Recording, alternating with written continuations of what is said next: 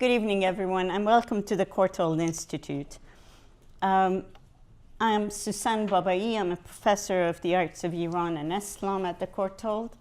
This event is one that is sponsored by the Trans-Asia's cluster of research at the Courtauld, which connects us from one end of Asia to the other, including my colleague Stephen Whiteman, with whom I have been working on creating such an opportunity at the Courtauld.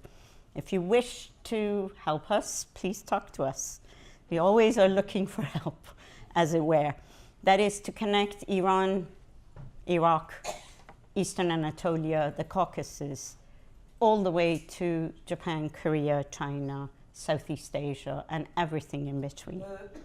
So, this is an event, most importantly, to have been organized by not just the Courtauld Research Forum, but in partnership with Iran Heritage Foundation, who has been an important node of activity around preservation, promotion of cultures of Iran.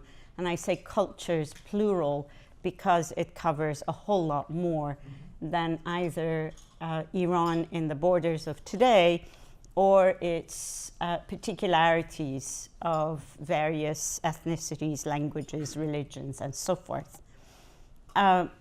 So I'm most grateful to Iran Heritage Foundation for supporting the event, for partnering with us, and so many of you here are actually members of IHF, and I have known many and closely worked with many. I want to start before going into any details also by saying that three eminent scholars have joined me tonight in this program that will focus on the destruction and damage that has been caused to cultural heritage of Iran since the start of the bombing campaigns on Iran that began on February 28th, 2026. So it's very fresh still. It's hard to believe. That's really very recent set of events that we are dealing with. So in many ways, one should acknowledge the fact that because of its freshness, because of its raw nature, a great deal of historical perspective is absent from the ways in which we look at this material. But at the same time, those who are here to speak about this, and I introduced them momentarily, are in fact looking at things from a historical perspective. So in other words, they are looking at the rootedness of heritage, its preservation, its modes of operation, and what has been done, what is being done, and what can be done in the future. The other thing to say beforehand is to say that one of the members of this group, which include Dr. John Curtis, Keeper Emeritus of Ancient Iran and Iraq at the British Museum and former Chief Executive Officer of the Iran Heritage Foundation, whose scholarship on ancient Iran and Iraq is extensive and truly groundbreaking, is here. The other colleague, Dr. Lindsay Allen, who teaches at King's College in the Classics, is also here, whose work on the Achaemenids is wide-ranging and very well established. The one person we are missing here is Professor Roger O'Keefe, who is a legal expert on the matters of cultural heritage destruction and has done extensive work for the UNESCO and associated institutions that deal with, instruct, and give advice on matters of preservation of cultural heritage. He will join us, however, with a pre-recorded video presentation. So, with just that brief introduction, this is how we will proceed. I will speak for 5 minutes or so, hopefully no longer than that. So be patient with us. It's not exact science. And then Dr. John Curtis will speak. Afterwards, Dr. Lindsay Allen will speak, and we keep Professor O'Keefe's video for last of these presentations. And then I have asked my colleague from Cambridge University History of Art, Dr. Peyvand Firuze, to moderate the panel discussion.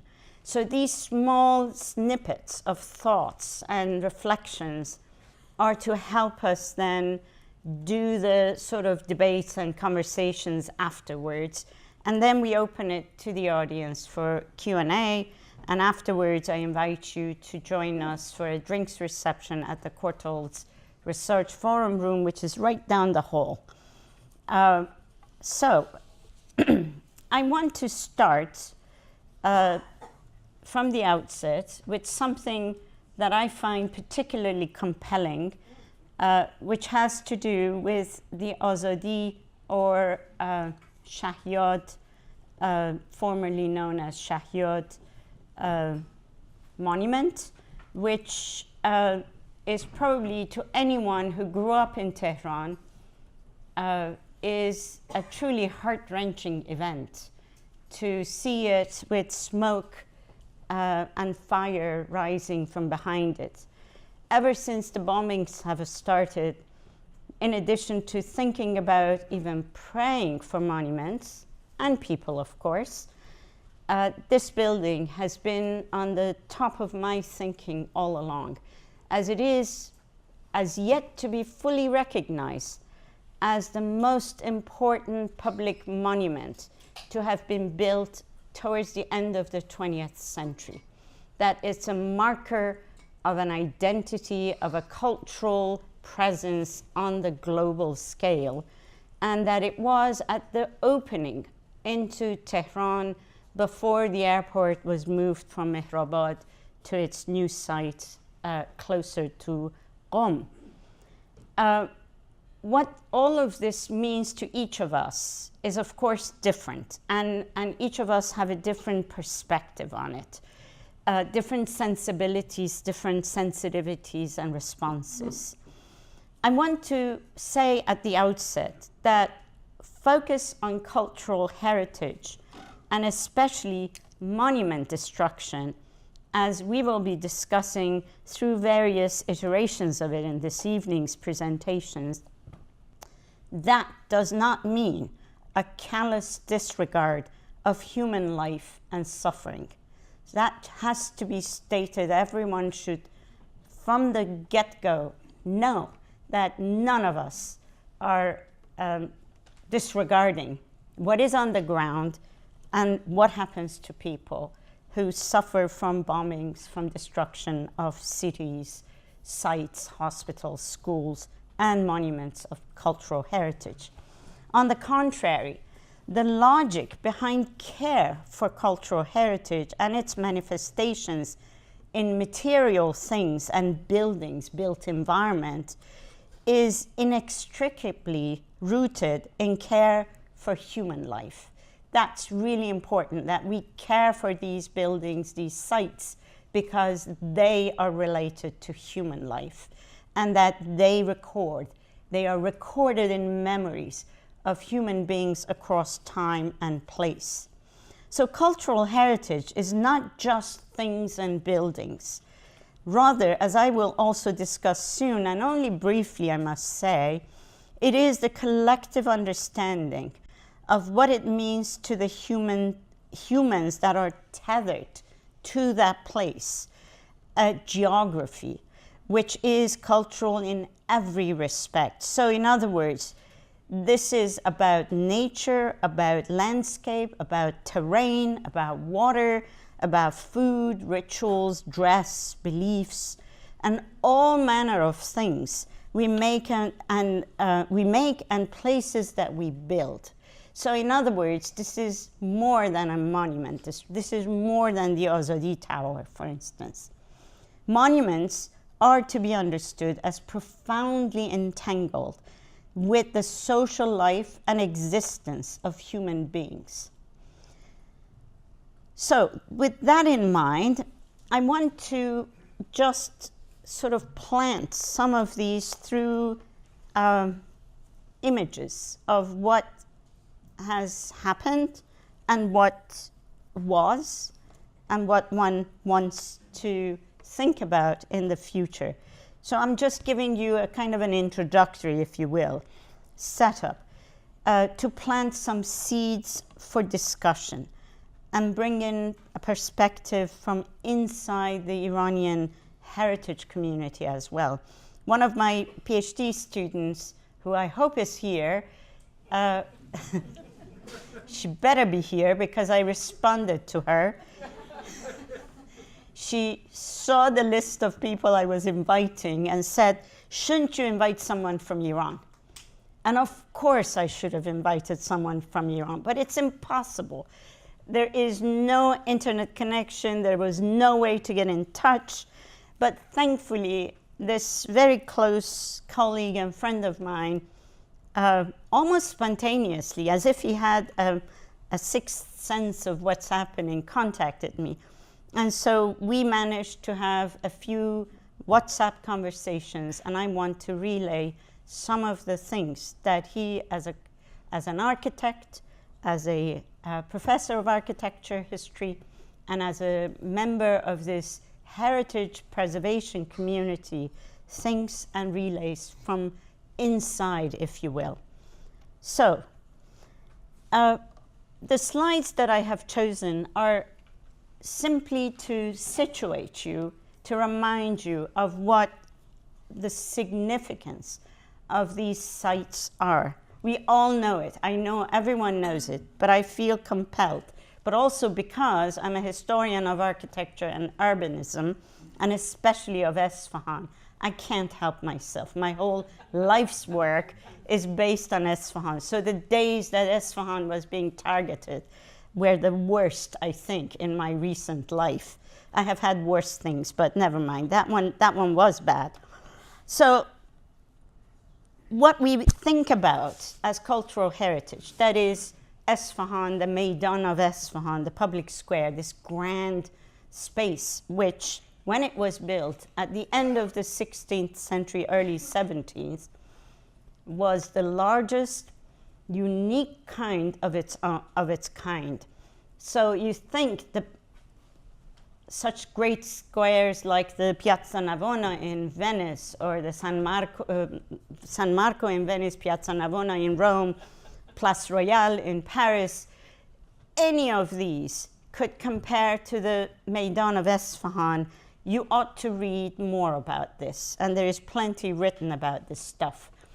That this was so unique, so impressive, that every European who visited Esfahan in the 17th century made a note of the uniqueness of this complex, which was a public space for interactions of the denizens of Esfahan, for marketplaces, trade, and festivals and processions, but also polo playing, as well as going to the mosque, going to the madrasa, going to the, if you were invited, to the palace, and part of the sort of complex urban life that includes politics, religion, commerce, and everything in between.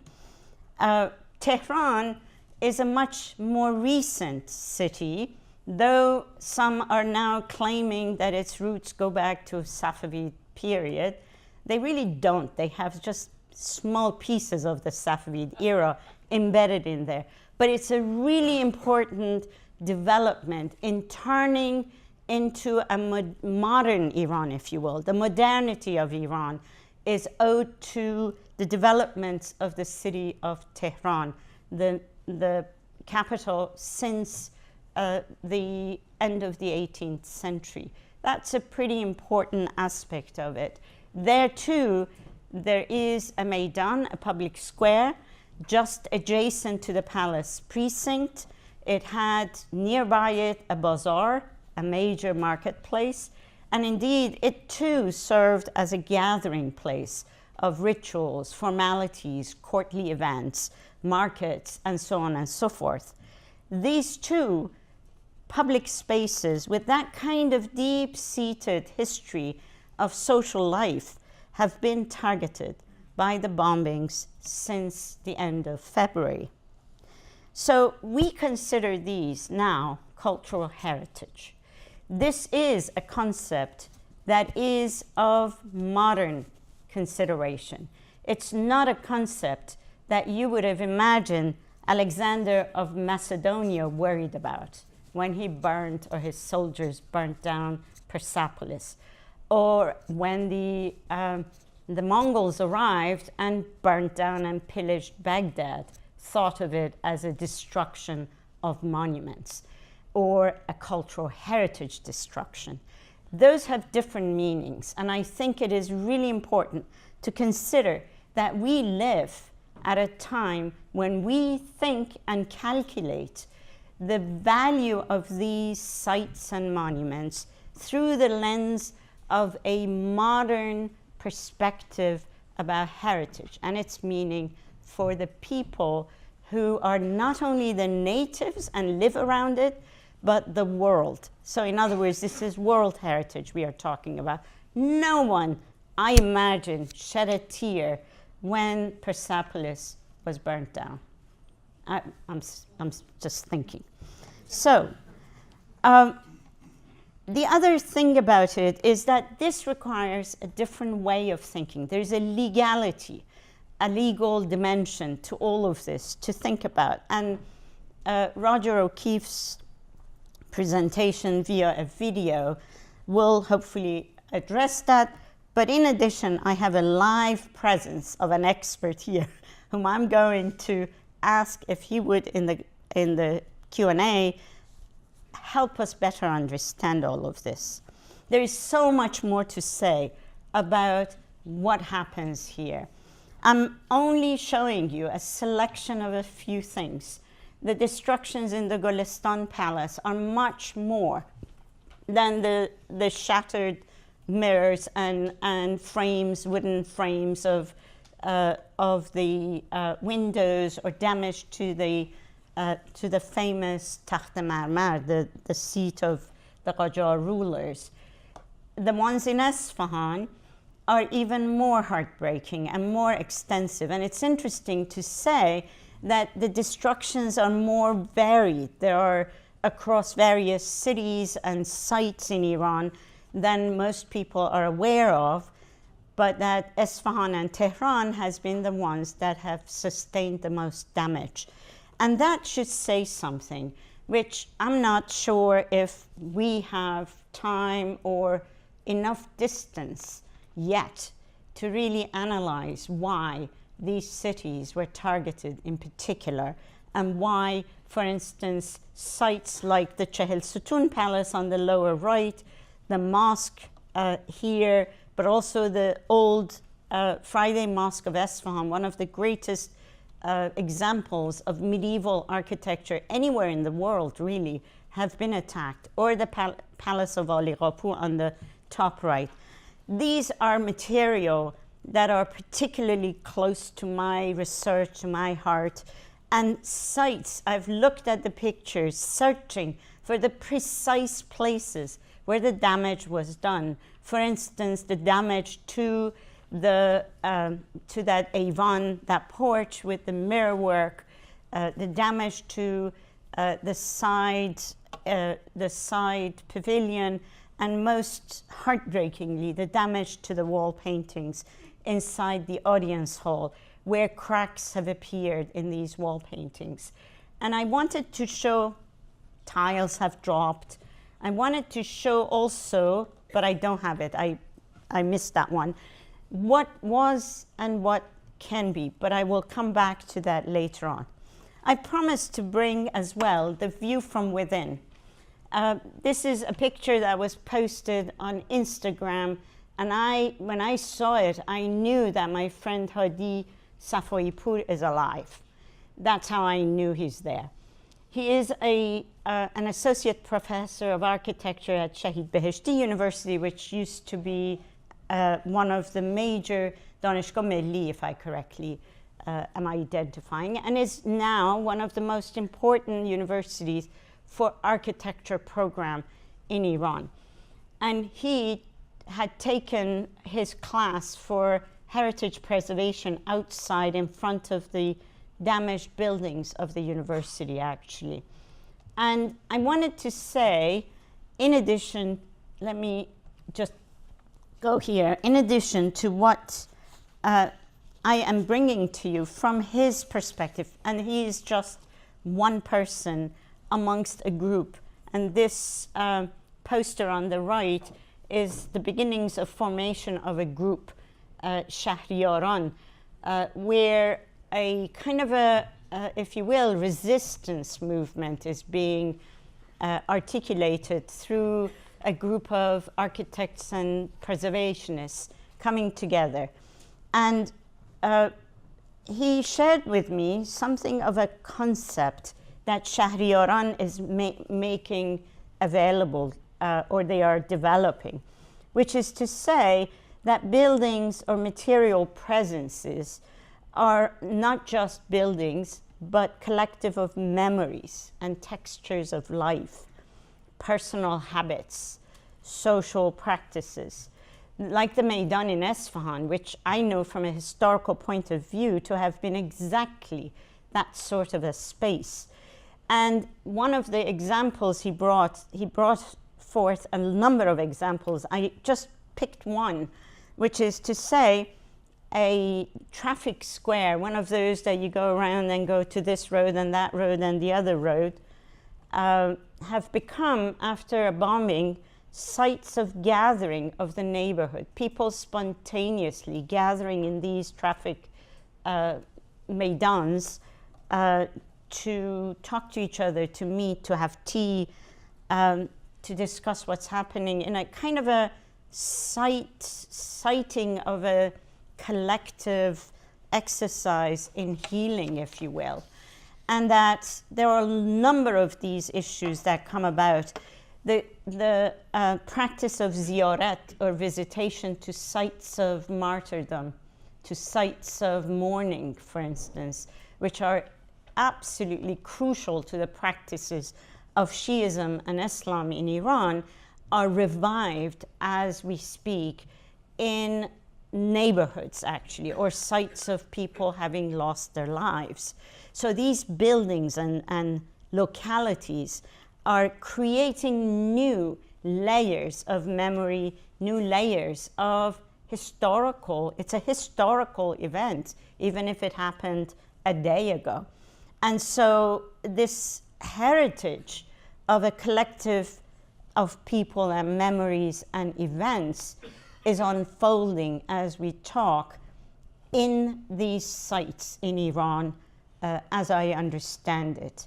And they are leading to a new way of thinking about how heritage preservation is a form of resilience by living through these damages, through these buildings, and an alertness to the targeting for destruction, actually.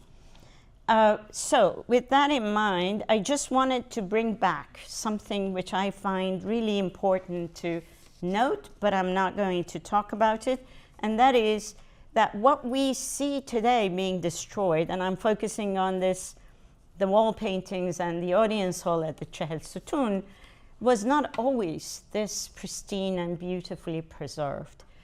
The picture on the top shows, it's one of the pictures that the restorers in the 1960s and 70s took, the Italian group that coordinated with an Iranian group, took of the damaged wall paintings in this building in the same audience hall where they have been neglected, essentially, and gouged sometimes over time, some of it in 19th century, not so long before it. But that these have been repaired, restored, and brought to a point that we understand What is the original? What is the restored part? In other words, a very smart restoration procedure has been taken. And what you see before the war broke out is extraordinary example of alertness and national cultural alertness to how to restore and preserve. And that is a promise for the future of restoration and preservation of these monuments. I work on the assumption that there is hope always for the future. I'm going to bring this slide back at the end and put it there for you to this is just for you to have some further readings.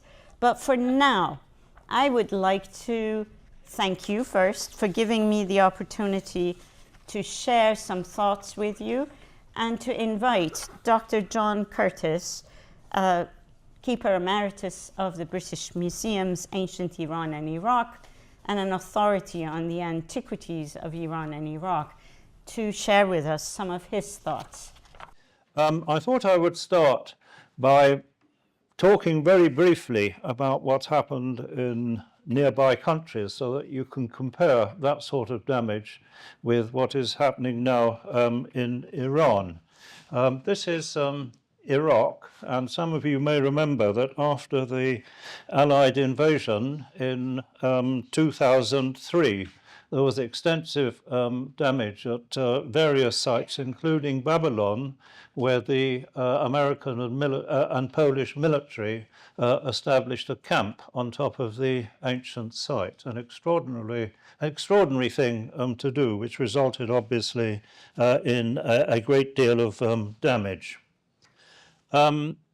This is a view inside the Iraq Museum, independent of that military installation at Babylon.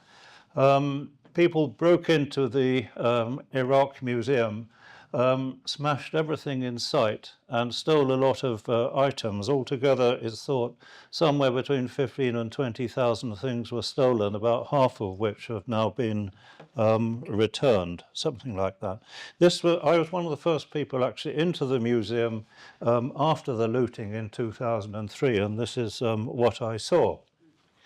At the same time, there was extensive looting of archaeological sites all over Iraq. There was a complete breakdown in law and order, which is why this was possible for this to happen.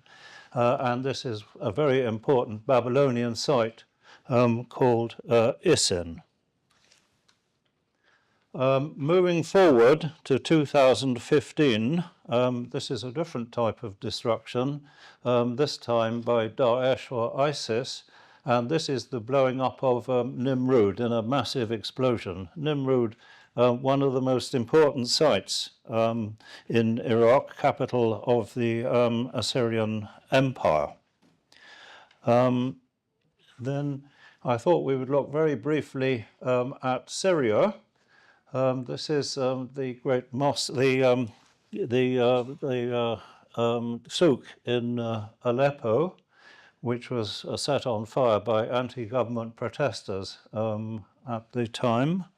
And again, in Syria, they had exactly the same sort of problem as in Iraq, people looting archaeological sites. Every one of these little pockmarks, these little holes, represents a trench by looters.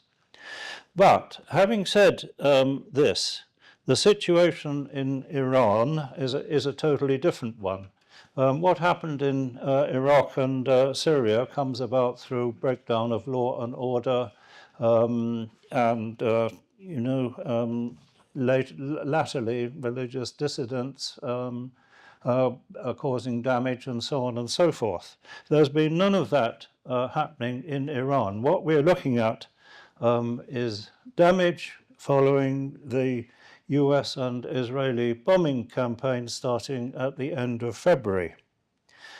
Now, the Center for Middle Eastern Landscapes at the University of Chicago, it's called Carmel, together with the Society of Iranian Archaeology, has set up an interactive website. You can see the main page here to record the damage to sites in Iran.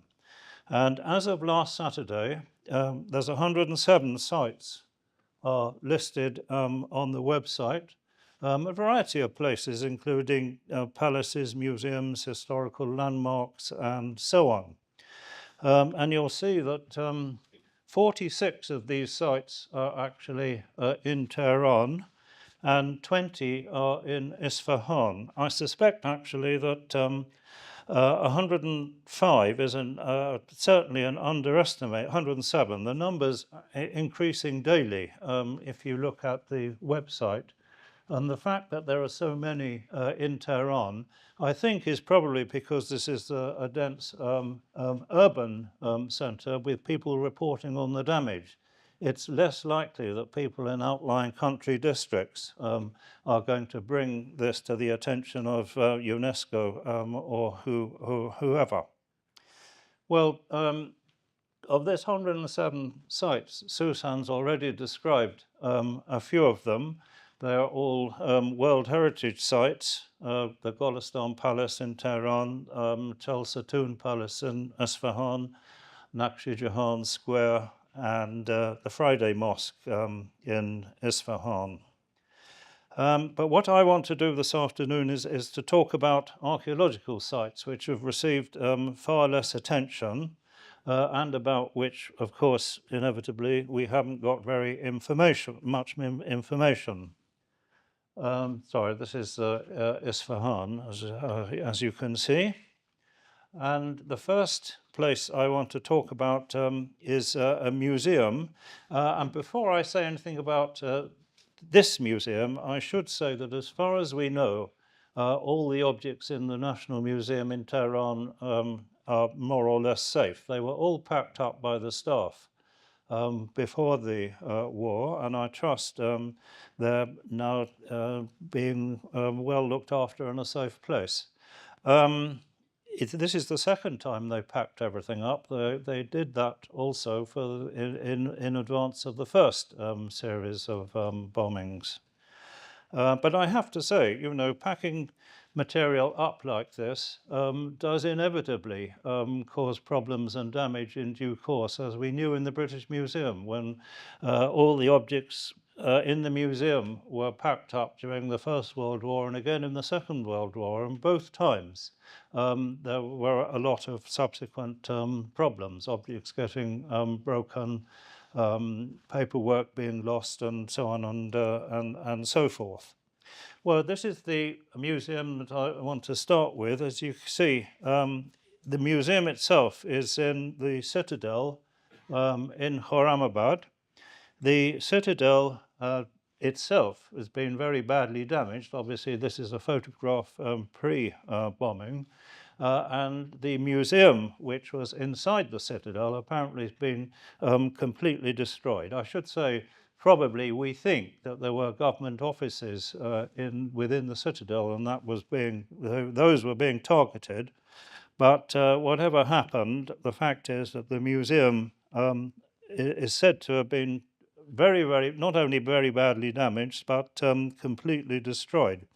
And this is an important thing because the contents of this museum included the objects from the so-called Cave of the Whispering Treasure, or Kelmakare. Some of you might have heard of this site. It's produced an extraordinary range of material. Some of it's in the museum now in Tehran. Other pieces are in private collections and other museums around the world. They were found in this cave in 1989. It's a very curious collection of objects, and it is possible that some of them are not actually ancient, but are modern copies. That's possible. But the important thing about this collection is that many of them bear cuneiform inscriptions with the name of a king, an Elamite king called Ampirish, who was a king apparently between about 550 and 500, about 600 and 550, just before the Achaemenid Persian period, a local Elamite king. So those are all pieces which were not in the museum, but what was in the museum were nearly 100 pieces from this cave treasure. I went there with my wife in 2014, and I was able to make a list of all of the objects there in the museum, and altogether there were nearly 100, 35 of them carrying inscriptions of this king called Amperish. So that collection has never been properly studied, and probably now it never will be, and it will have included, will have given us a lot of very important historical information. Well, I want to consider now two archaeological sites which are at risk. One of them is Tapi Sialk. Those of you who came to Iran Heritage Foundation events will know that we had two meetings about Tapi Sialk. The director of the Tehran Museum was one of the contributors to the eventual publication.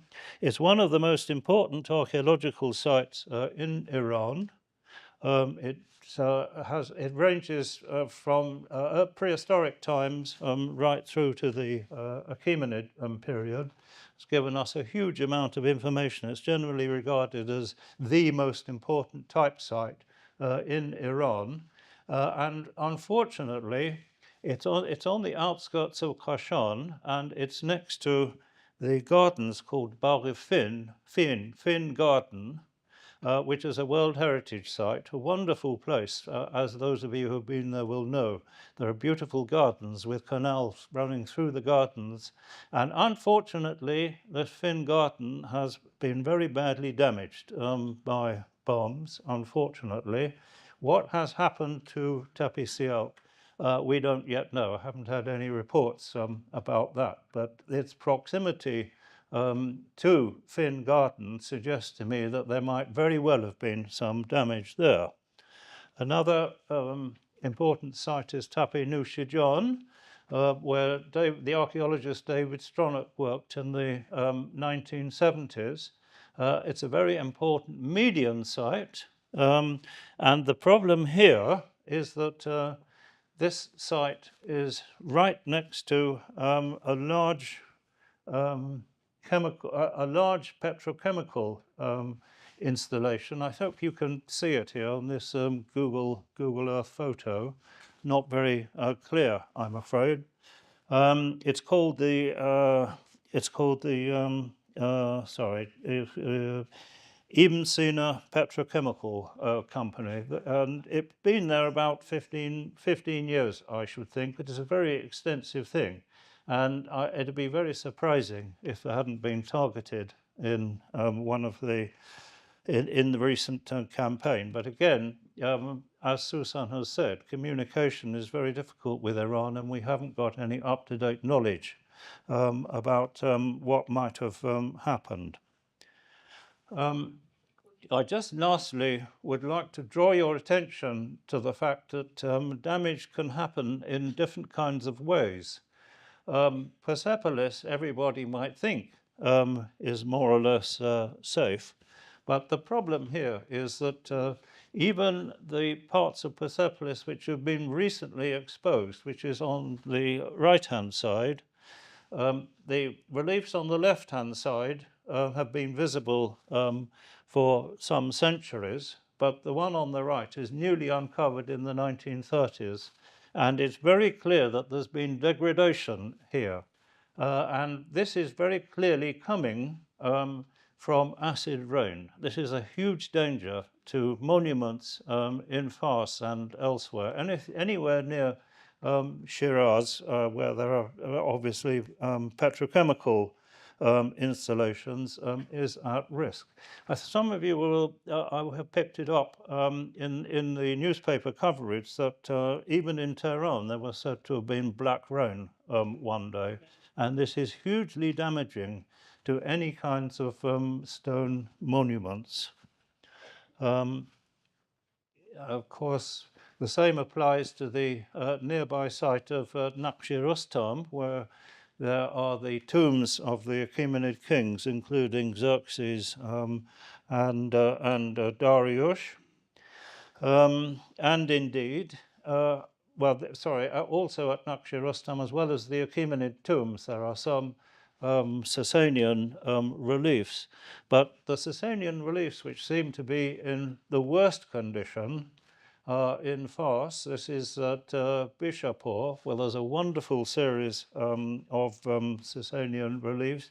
And the damage here is really very obvious. In the times that I've been going there, it's very clear that, it's deteriorating at a very fast rate. And I'm afraid that acid rain and other climatic conditions, possibly in some ways caused by the bombing, are going to affect these monuments very badly. Well, that's all I got to say, really, but I'd like to finish by saying that, of course, we shouldn't, as Susan has said, overlook the humanitarian consequences of this war. But we have to remember that any kind of military intervention, and particularly bombing, is going to cause irreplaceable damage to irreplaceable cultural heritage. Thank you. Thank you very much, John. Our next speaker is Dr. Lindsay Allen of King's College. Please come. And with another dimension of the subject. Thank you so much, Suzanne, and thank you for coming. And I want to say, I think one of the things I'm most looking forward to tonight is not just hearing from my fellow speakers, but from the audience and everybody sharing their feelings on the current situation, I guess. I have even less up-to-date information in the sense that I'm giving a historical perspective on ideas about heritage preservation, which arises from a project that I am still undertaking, plus a side project I undertook with a colleague, Moya Carey, of the Chester Beatty Library in Dublin, with much help from Suzanne herself and also actually from Eleanor in the audience too, amongst many other people. So some of this material is material that I am not expert on, but I am bringing to mind for the purposes of our discussion, because it is what has been revolving around my mind when I've been glued to media coverage, trying to discern what is going on, trying to think about what I can trust, what I can't trust, and what can be done, how our feelings are evolving based on the reports that we're getting. So the 3 points I'm getting up now, so that I can get them to you as fast as possible in a sort of short presentation, are that one of the sort of little case studies I have explored is about a Safavid originating, that is from the 16th to 17th centuries, tale of how heritage preservation is linked to good governance. So that is a way of sort of saying this is not just a sort of modern concern, that there are forms of different period-specific heritage-related thought that we can go back and kind of think about and encourage and explore, and that sort of feed through to our thought today.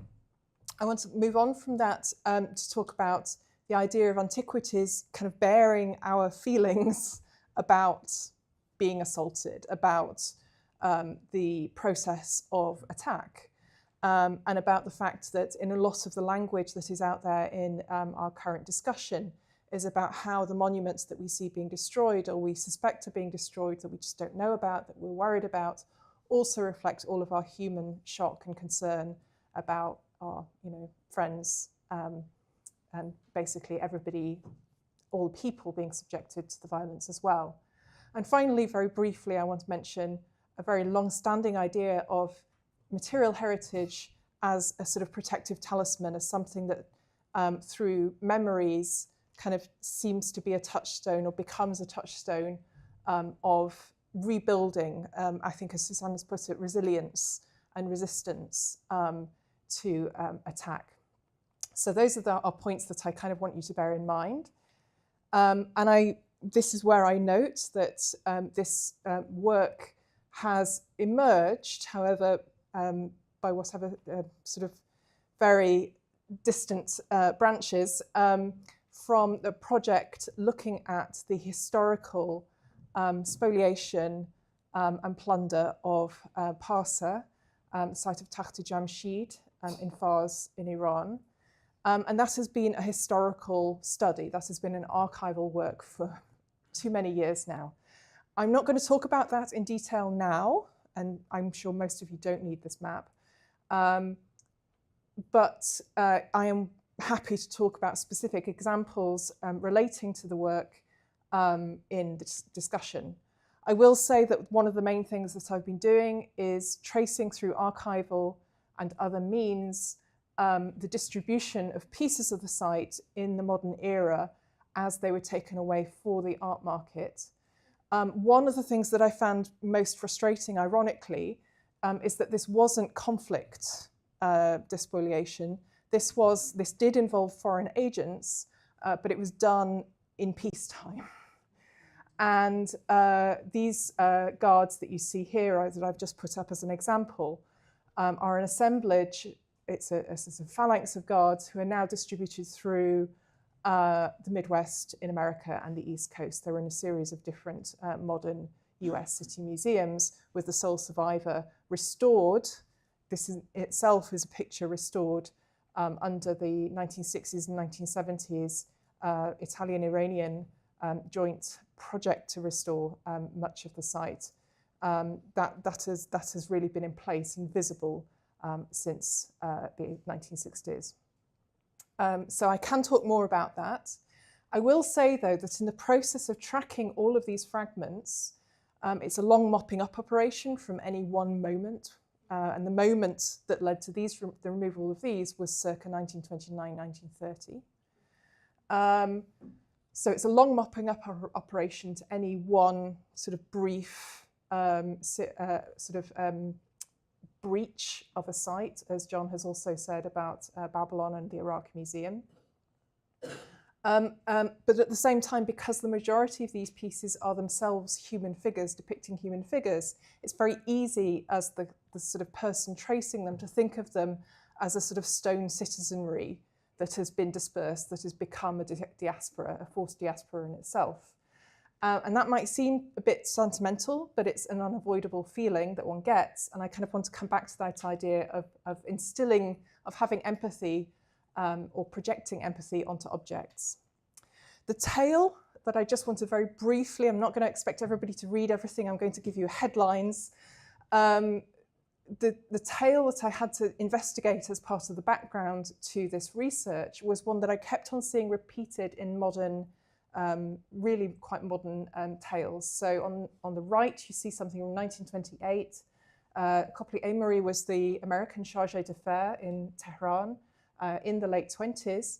And he is just saying in an amusing way, he was quite a sort of witty fellow, yes, there is a tale of somebody who disliked visitors coming to see Persepolis and therefore sent a workmen to destroy it. This is not a new tale. He was actually friends with Ernst Herzfeld, so it's quite possible that this is a tale that he has elaborated over conversations from Herzfeld. But it's a tale that originates, as Herzfeld well knew, in print of the 17th century. And I give you just one example. It's actually in several pieces all over the place, in fact. This is a French traveller from the 1670s who says, well, our Italian pioneer visitor, Pietro della Valle, who was here in the earlier part of the century, saw much more of Persepolis. But since then, somebody who didn't want to entertain, somebody who was really hostile to being a host, which is a bit more precise Iranian kind of bad doing, decided that they were going to ruin the site so that nobody wanted to come and see it again. Now, this is still curious. Both of these are in the words of a foreign language, and both of them are sort of saying, seem to be attributing a sort of bad approach to looking after a major monument, already a major monument in the 17th century. Looking for the origins in the 17th century, we have, and this is where I pick up from Suzanne's introduction of Isfahan, the fact that the whole of this province of Fars was taken over by a family, Al-Khverdi Khan and Imam Quli Khan, who hailed from Shah Abbas's conquests of Caucasian lands further to the north. So they were brought in as replacements for what appears to have been, from looking at our contemporary historians, a governance system in Fars which Shah Abbas was dissatisfied with. And happily, for me at least, I guess I can key this into the issue of Hormuz, because this was the crucial moment in 1622 when Imam Quli Khan was successful in retaking from the Portuguese this crucial strategic hub. And what it reveals to us is how much the route to the Persian Gulf was strategically important and was recognized as strategically important by the Safavid dynasty. But of course, what that did was that put Shiraz and Persepolis bang in the middle of the route between Isfahan and the Persian Gulf. So this whole zone became much more important for both of them. So maybe it's one of these guys who got annoyed. But when we look at them, Al-Khverdi Khan is actually a builder, being responsible for the CSS Pol in Isfahan. And more than that, sort of further developments of Shiraz as well. And so both Imam Quli Khan and Al-Khverdi Khan don't seem to have the profile of being the hostile to outsiders story. Instead, looking carefully at this, if you consult Eskander Begmunshi, who's writing about Abbas's reign, he describes a ne'er-do-well previous governor of Fars, Yaqub Khan, who was in fact dazzled by avarice and took over the wealth of a rival. And what, if you read Munshi's account at length, you just get an impression of an awful lot of infighting, Abbas trying to establish control over the rest of Iran. It's almost suggesting that correct behavior in governance is really part of Abbas's state-building efforts. And this is something that Suzanne knows far more than me about, so I shrink from expanding on it further. But basically what this is revealing to us is that we have another suspect for this story. Maybe he's the guy, maybe he really did do some destructive activities, because one of his last places of defense was near Istakhar.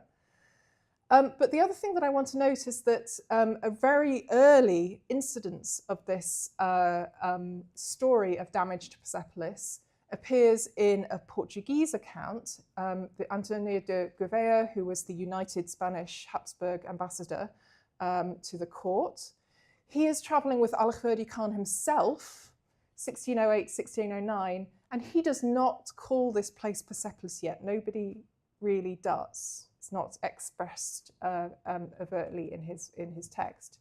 So he is coming to this ancient site which he doesn't necessarily recognize as Persepolis, but he is already telling this story. So this turns everything around from something we thought was a foreign tale about Persian, as it were, misgovernance, or about a site of antiquity. And instead what it becomes, if we look at our Munshi testimony about this earlier governor, what Al-Khverdi Khan, what Imam Quli Khan were trying to do with the province, and also this testimony of an ambassador accompanied by the governor in 1608, is that this is actually something that the current governor is saying about the last guy. So what it is just giving us, and that's the only evidence we actually have, is that there is a narrative of destruction because the last guy was rubbish. Yeah. That's my headline on that. I want to give you just a connected piece of evidence that takes us into this idea of sympathetic monuments. What I want to tell you is that around the time of that conversation that is ongoing between Al-Khverdi Khan and a Portuguese ambassador, there is somebody in Isfahan creating a manuscript, or has just created a manuscript, in which they have depicted elements of the site of Persepolis, and they've depicted them within a depiction of a pre-Islamic king in the Shahnameh.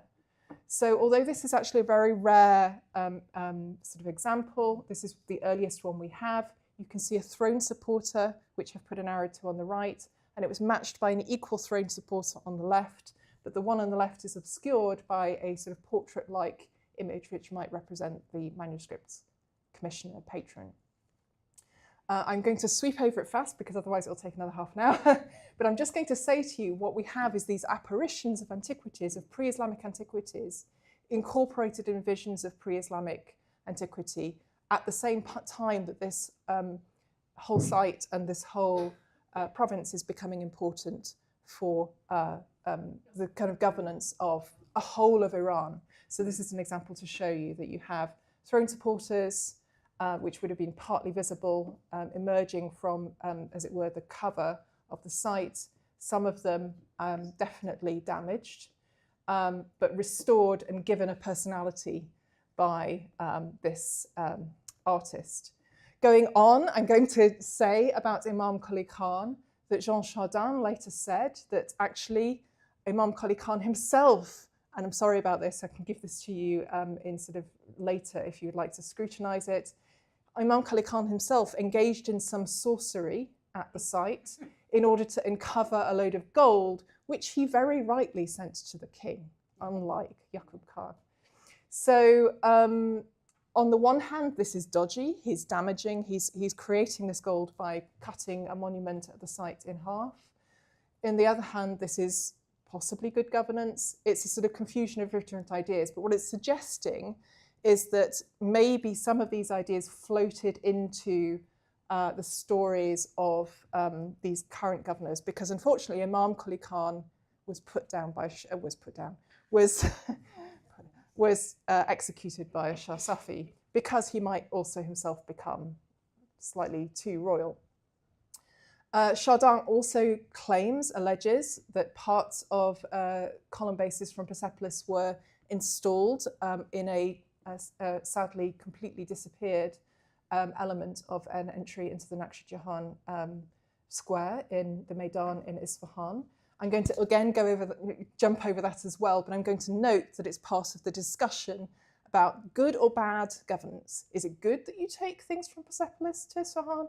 Maybe it's actually bad. Maybe that was a bad thing that Imam Qali Khan did, or Shah Abbas, depending on who you blame. I'm going to jump over this because I want to just bring us to a sort of final couple of points. The idea that the figures themselves can feel, can be impacted by political events is something that we may impute, or maybe it's just me, imputes to them.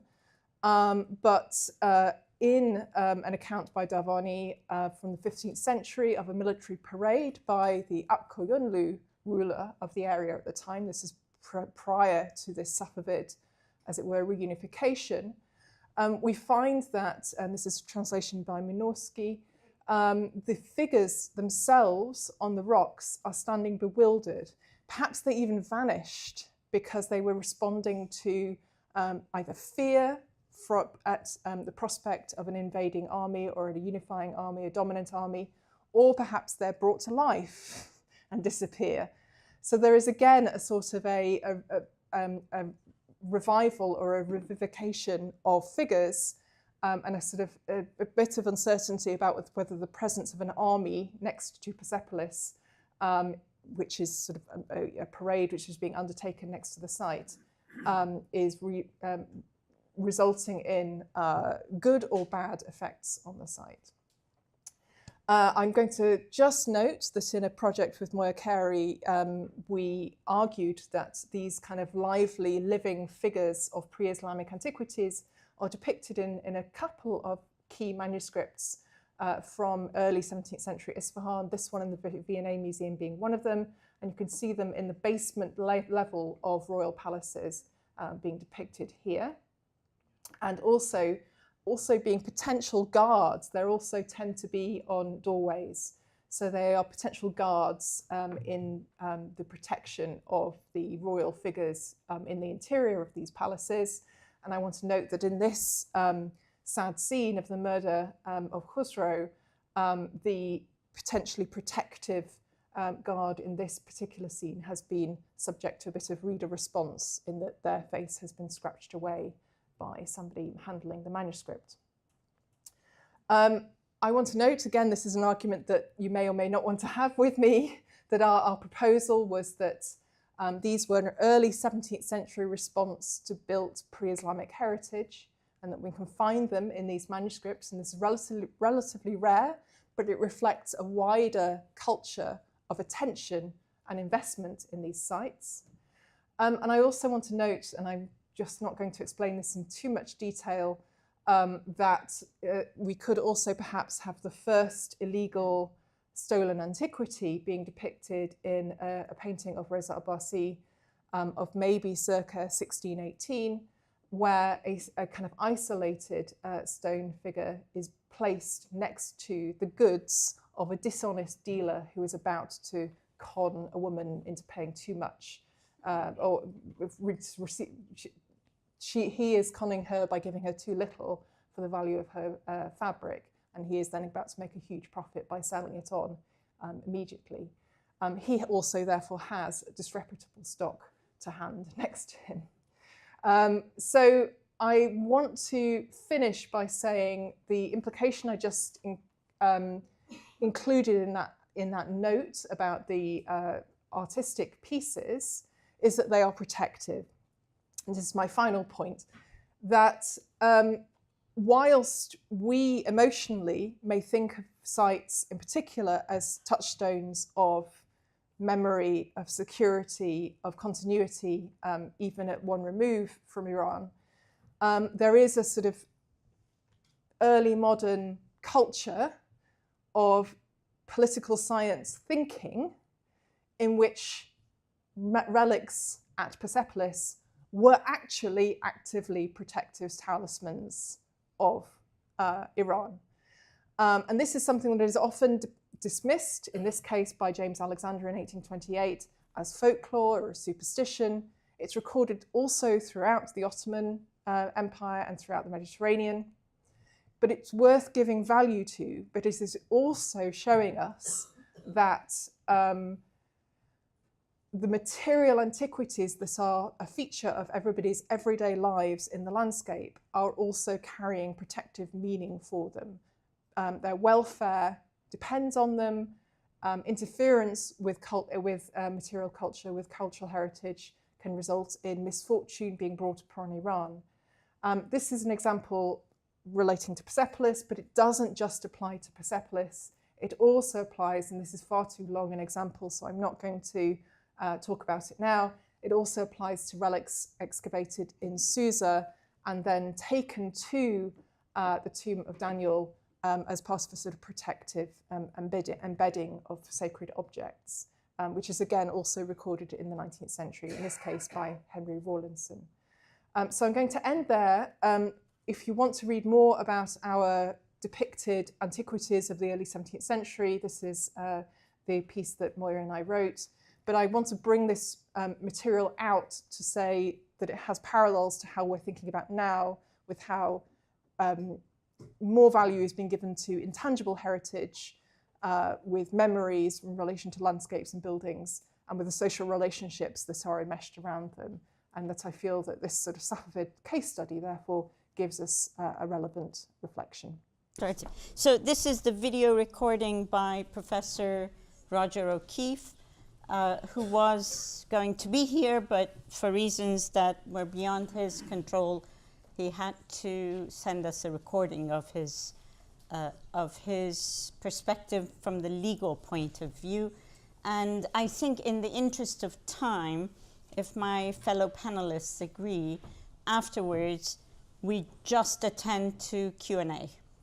And if we have a question to ourselves, we can also bring it up. So let's start with this one. My name's Roger O'Keefe. I'm very sorry I can't be there with you this evening. Sorry too for what looks to be somewhat grainy video. And sorry as well, I should add, that you're seeing my Milanese kitchen rather than, say, a fake picture of Persepolis or something like that. I'll keep it brief. I won't be talking about whether commencing the war, the armed conflict, is lawful or not. They're two separate bodies of law, whether you can start the conflict and what you can do in the course of the conflict. And I won't be talking about, or at least assessing whether this damage to cultural property or that damage to cultural property was unlawful or not. We need to know much more about the circumstances in order to be able to make those sorts of assessments. What I would say, however, is that the simple fact that there has been damage to the Iranian cultural heritage does not mean that that damage was contrary to international law. Even less does it mean that the cultural heritage was targeted. There can be circumstances in which damage to cultural heritage is not of itself unlawful. Now, there are two relevant rules here. I'm not really going to be talking about the first one, which is directly attacking the cultural property or tangible cultural heritage. I'll use property and heritage synonymously. I don't think any neutral observer is suggesting that the damage to the Iranian cultural heritage has been deliberately inflicted. What I think we're talking about here is the other relevant rule, and that is circumstances in which an attacking force is targeting what is otherwise a lawful military objective, missile launcher, concentration of troops, the enemy's command headquarters or something like that. But there is nearby cultural property, and there's a risk that if you target the lawful military objective that you will damage the cultural property. Well, the relevant rule here is one of what is referred to as proportionality. The military advantage to be gained through targeting what is otherwise a lawful military objective must outweigh the risk of harm to the cultural property, and part of that analysis too is the significance of any harm likely to be caused. And in the context of cultural property, the significance is not just simply the volume of stuff blown up, it's the cultural significance of it as well. So putting in, let me give you two crude examples. One of them, let's say you have a very significant military objective, the command headquarters of the adversary, and relatively minor cultural heritage, then all other things being equal, even if there is a risk to the cultural property, it may nonetheless be lawful to attack the military objective. Turn that the other way around. Let's say we have a pretty minor military objective and very significant cultural property nearby, then that's going to very much tend in the direction of any attack being unlawful if there is a risk of damage to the cultural property, and any such damage would be of great significance. Now, how might that balance be changed so that an attacking force will be permitted to attack a military objective, even if there is cultural heritage and indeed significant cultural heritage nearby?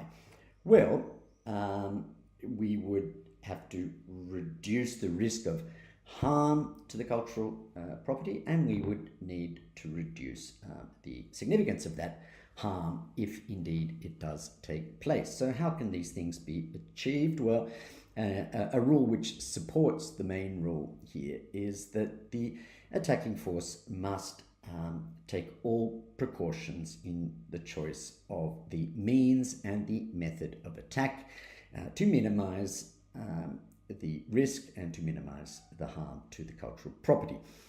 The means involve the weapons used. So if we're talking about missiles or bombs, and you have cultural property nearby, if it's a significant enough cultural property, it would be expected that the attacking force would use the sort of munitions that burrow down, or at the very least cause a crater which sinks down without causing significant percussive effect, that is reverberation or shockwave, that places at risk the cultural property. When it comes to the methods of attack, let's say we're talking about missiles, bombs fired from aircraft, then the direction of approach, or whether the thing is attacked in daytime so that you're able to see the target clearly, as distinct from nighttime. So one may think that these are the sorts of calculations that military forces never take. Well, modern military forces are taking them all the time, and we have some pretty famous examples of where they've been successful. Now, we've seen damage to the cultural heritage of Iran, some of the more famous cases like the damage to part of the Golestan palace.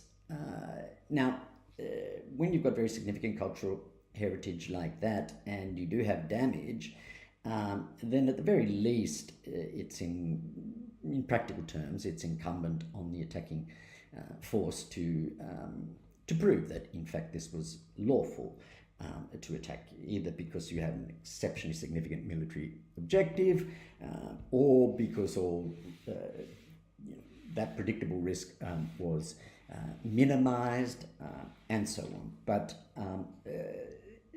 the fact that there is damage here, although it does not of itself suggest that it was unlawful, one would need to ask some pretty serious questions as to the munitions used and as to the approach to the target, and so on and so forth. And in order for this to be lawful, one would have to show that sufficient care was taken, so that even though the military objective was in and of itself lawful, that there was not a foreseeable significant risk to the cultural property. So I'll leave it at that. I'm again sorry that I can't be there. I will just leave you with the following, that again, to emphasize that in and of itself damage to cultural heritage does not suggest that such damage is contrary to international law, and even less does it suggest that it is targeted. But on the other hand, the fact that we do have damage to significant cultural property leads us to ask some pretty searching questions as to the calculus that was undertaken by the attacking force, whether sufficient care was taken, in particular in the choice of munitions used and in the angle of attack, and so on and so forth. So thank you for your time. I'll hand over to the others, and again, apologies for not being able to be there.